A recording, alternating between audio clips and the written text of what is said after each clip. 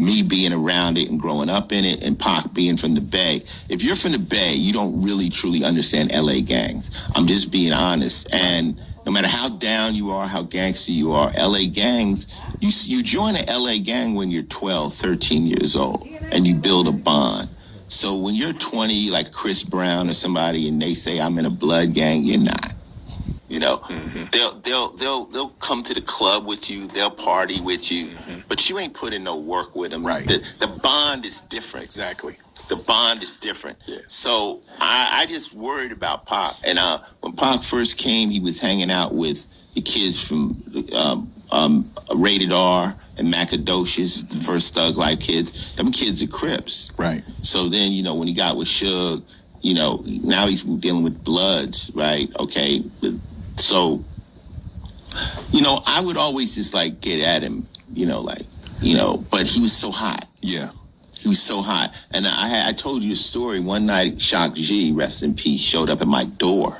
So I'm living in Hollywood Hills. I get a knock on our door. I open the door, Shock G. I'm like, what the fuck you doing here? Cuz he like, man, I'm just up here in the hills. I asked if any black people lived up here. They said Ice-T. Wow. Knocked on my door. But he sat with me. He said, Ice, man, I wish you could talk to Pac because Pac respects you.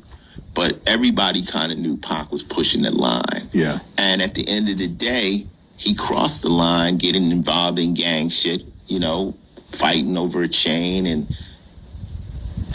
to a gangbanger that's really gangbanging, it's like an insult to them. Like, it's like, you know, you're a rapper and you're stepping in our area. And, you know, like I tell people, I'm angry with Pac. Like that's my kid. Like, I mean, nah, I'm not gonna say he was my kid, but it was like a youngster, like a little brother. Yeah. Yeah.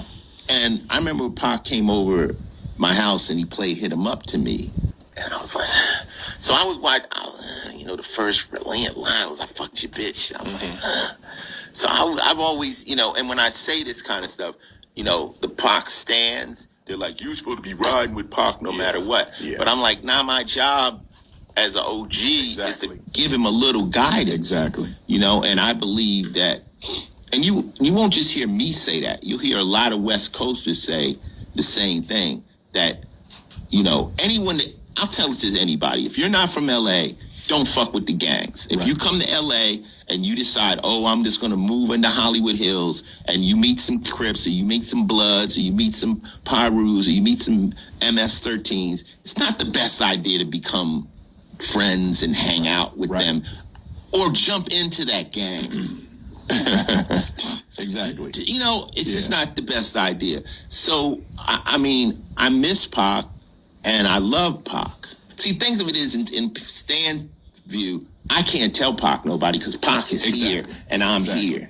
But that's not how it works. True. Yeah. It works like, you know, seniority. Yeah. I can sit Snoop down. Snoop be like, yo, OG, yo, whoop, whoop, whoop. You know, I'm older than everybody. Yeah. Real talk. You know, so it's not about who got the most records. It's like, you know, and I wish he would have paid more attention to myself and other people. But I was not a fan.